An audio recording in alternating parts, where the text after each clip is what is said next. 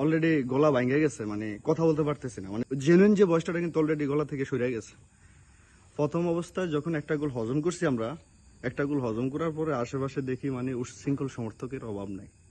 মূলত এটাই আর্জেন্টিনার 100% সমর্থকদের ভিতরে প্রায় 65% সমর্থক, মানে এদের কারণে ব্রাজিলের যারা সাপোর্ট করে বুঝছেন, তারা ঠিকমতো কিন্তু খেলাটা উপভোগ করতে পারে না। এখন যেবার যারা খেলা বুঝেন, খেলা দেখেন, ঠিক আছে, আপনারা তার বিপক্ষে থাকবেন, এটাই স্বাভাবিক। কিন্তু এদের যে অবস্থা দেখতেছি, কোনো কারণে ব্রাজিল তো মাত্র সুপার 32-এর একটা পরবর্তীকে মাত্র আরেক ধাপে গিয়েছে। আরও তো আছে না, 16 আছে, তারপরে কোয়ার্টার আছে, সেমি আছে, বহুত দূরে।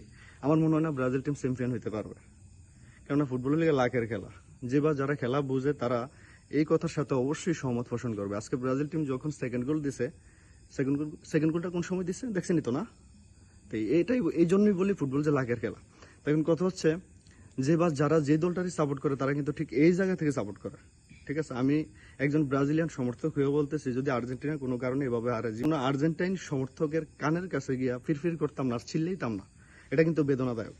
আপনি যে দলটারে সাপোর্ট করেন, ওই দলটারে আপনি কিন্তু ঠিক এই জায়গা থেকে ভালোবাসেন। আপনার দলের অবস্থা খারাপ, তখন যদি আপনার কানের পাশে আয়া গালি গিরগির গিরগির গিরগির করে আর চিল্লাচিল্লি করে উচ্ছৃঙ্খল ব্যাড কমেন্ট, তখন আপনার কাছে কেমন লাগবে সেটা আপনি কমেন্ট বক্সে জানান। আমি দয়া করে একটা রিকোয়েস্ট করতে চাই, আমার ফ্যান ফলোয়ার যারা আছে, যদি আমার ফেস ছোট, ঠিক আছে, সেটার ভিতরে তো ফ্যান ফলোয়ার নাই, তারপরে বলতেছি দয়া করে এই ধরনের সিচুয়েশনে কেউ কারোরে হিট করে কথা বলতে যায় না। ফুটবলটা হচ্ছে আমাদের উপভোগের একটা জায়গা। আমরা ফুটবল বিশ্বকাপ আইলে সবাই একসাথে দেখি, ভালোবাসার জায়গা থেকে ছোট বড় সবাই খেলাটারে খেলার জায়গায় রাখেন। খেলাটার মানে যে একটা ফিলিংস, যে একটা আনন্দ, ঠিক আছে, ওটা বজায় রাখেন খেলার মাধ্যমে।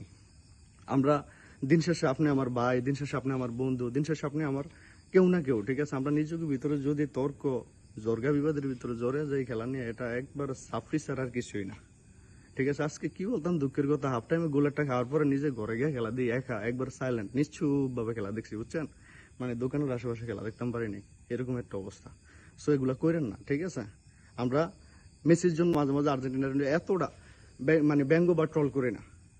নেইমার আছে ব্রাজিলের, তারপর আপনার রোনালদো আছে লিগা পর্তুগালের, এদের জন্যই তো আমরা ফুটবলটা দেখছি বা ফুটবলটা ভালোবাসতে শিখছি। তো এই দলগুলোর আপনি কিভাবে কেমনে ট্রল করেন?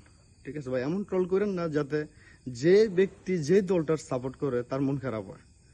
ঠিক আছে, যাই বলতেছি, দিন শেষে ভিডিওর মাধ্যমে যেটাই বলতে চাইতেছি একদম সারমর্মরা করে, সেটা হচ্ছে ফুটবল বিশ্বকাপটা জাস্ট এনজয় করেন, লাস্ট পর্যন্ত দেখেন কি হয়। বাট ফুটবল বিশ্বকাপ এমন একটা খেলা, কেউ কখনো কাউরে ফেভারিট দিয়া বলতেই পারবো না এই দলটা চ্যাম্পিয়ন হয়ে যাবো। সেটা হোক আর্জেন্টিনা, সেটা হোক ব্রাজিল, সেটা হোক ফ্রান্স, সেটা হোক পর্তুগাল, কেউ বলতে পারবো না। যে কেউ চ্যাম্পিয়ন হতে পারে, যে কেউ। তবে আজকে জাপান যে খেলা খেলছে, আপনারা যদি খেলা বুঝা থাকেন তাহলে বুঝবেন জাপান কিন্তু জিতার জন্য খেলা নাই। জাপান ব্রাজিলের আটকাইতে চাইছে, ঠিক আছে, টাইব্রেকার পর্যন্ত নেওয়ার চিন্তা ভাবনা পরিকল্পনা তাদের ছিল। বাট ব্রাজিল এত সুন্দর খেলছে লাস্ট পর্যন্ত, ব্রাজিল টিমের জন্য জাস্ট বেস্ট অফ লাক সামনের জন্য। ইনশাল্লাহ আশা করি তারা আরো বেটার ফুটবল খেললে আরো শক্তিশালী হয়ে ইনশাল্লাহ ব্রাজিলিয়ার যত সমর্থক আছে তাদেরকে রাঙাবে। হ্যাঁ।